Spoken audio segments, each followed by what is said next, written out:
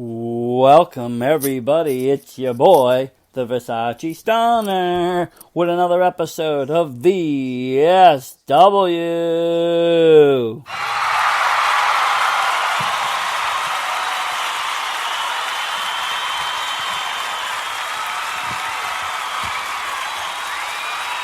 Thank you.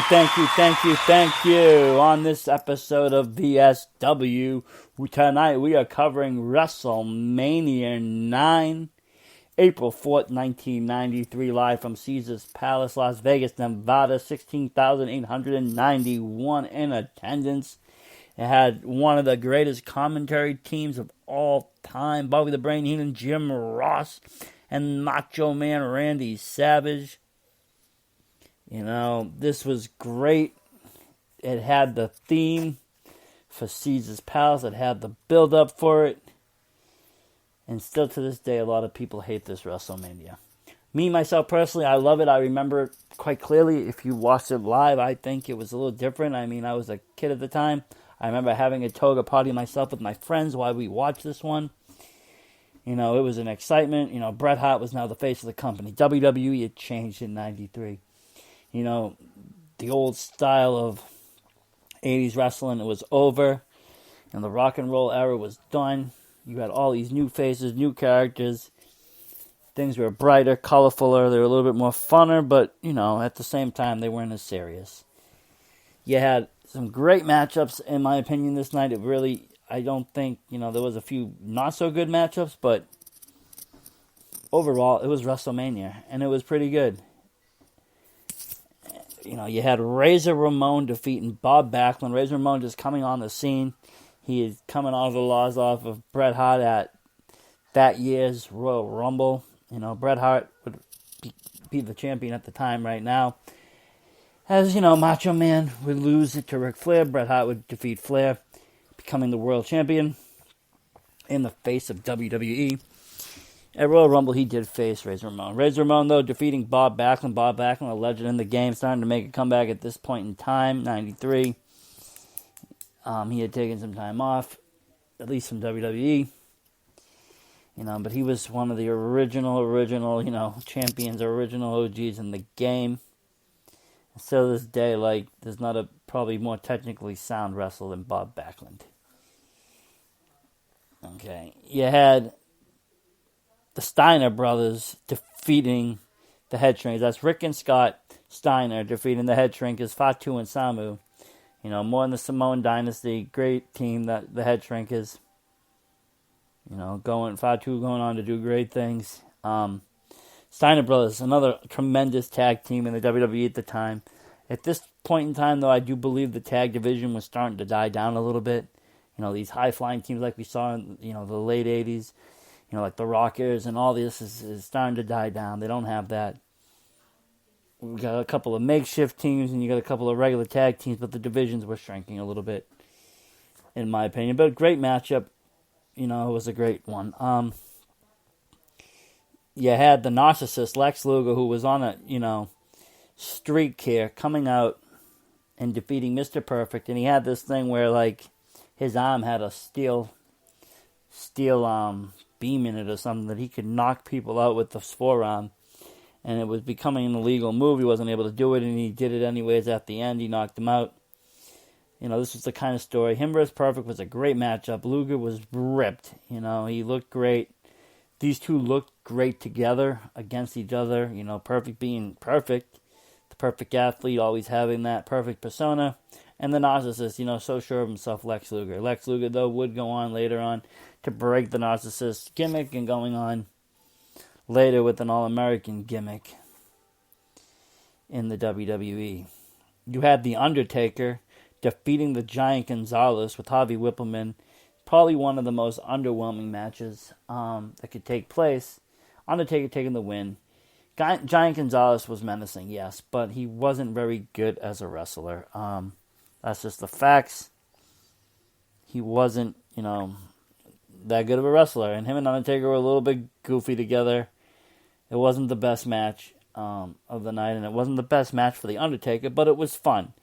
And like I said, the build-up from Royal Rumble when Giant Gonzalez came in and attacked Undertaker in the Royal Rumble was great.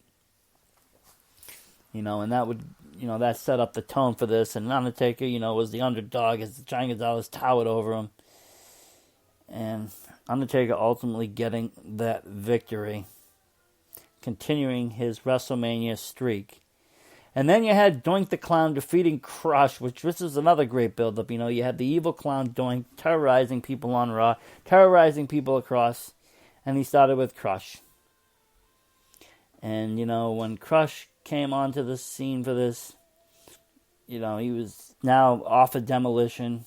He was Kona Crush, orange, cool. He was doing his thing. And Doink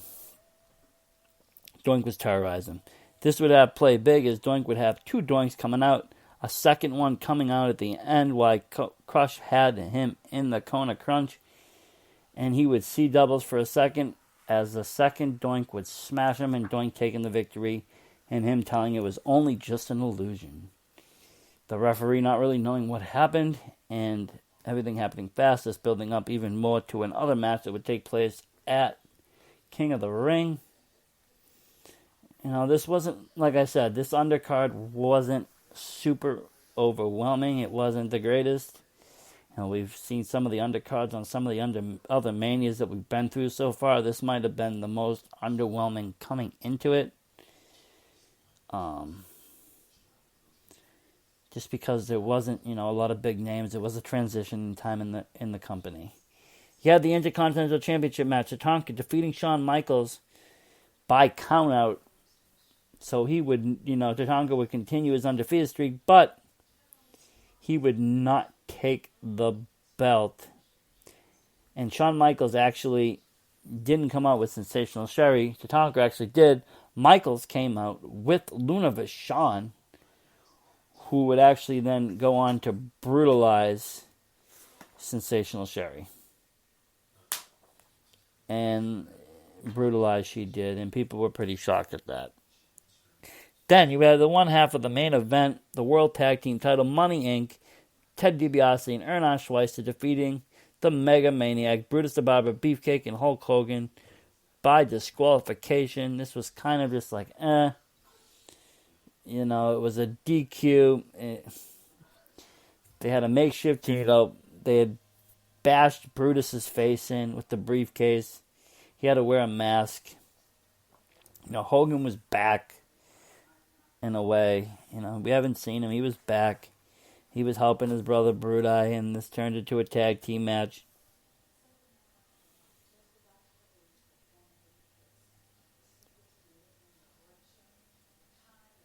He hit him, Hogan hit them, and, the referee did, disqualify him. We would see Hogan later on again. Nobody knew. And I think that was the issue here with a lot of people at WrestleMania 9. The main event. You had the world reigning champion Bret the Hitman Hart defending his title against the Royal Rumble winner Yokozuna, the massive Japanese, I would say, Samoan superstar.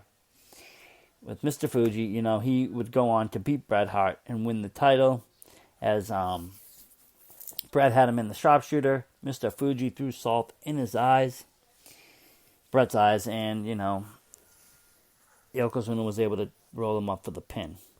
Yokozuna was champion for a little bit until Hulk Hogan came out to help Bret Hart and then challenged Yokozuna right away for the title. The bell rang. Hogan, off the rope, big boot, leg drop, takes the pin, takes the belt. Hulk Hogan becomes champion again at the end of WrestleMania 9. I think that pissed a lot of people off. I think it pissed Bret Hart off. You could tell he wasn't too thrilled with that. It was one thing losing against Yoko, but to lose to Yoko just to lose to Hogan, I think that really angered him. Of course, Hogan would drop it to Yoko again in a month or so at King of the Ring, and Bret would finally gain it again at a later time. But, Hogan kind of came in last minute, stole the show one last time at WrestleMania 9. Wasn't really into the storyline, but he threw himself in there. And, I think a lot of fans were weren't happy with it. But overall, decent WrestleMania, not the worst, not the best. There really isn't a bad WrestleMania. A lot of people give it heat. I like it. I watch it from time to time, the whole thing in its entirety. It's not, for some of the matches, it's one of my favorite. I do, I like the gimmicks. I like the times. 93 was a fun time for WWE. Thank you for tuning into this special edition as we recap WrestleMania 9. Thank you for listening. I'm your host of Versace Stoner. And you can check out all my excitement and everything I do at Versace Stoner 9 on Twitter. Have yourself a great night. Versace Stoner out.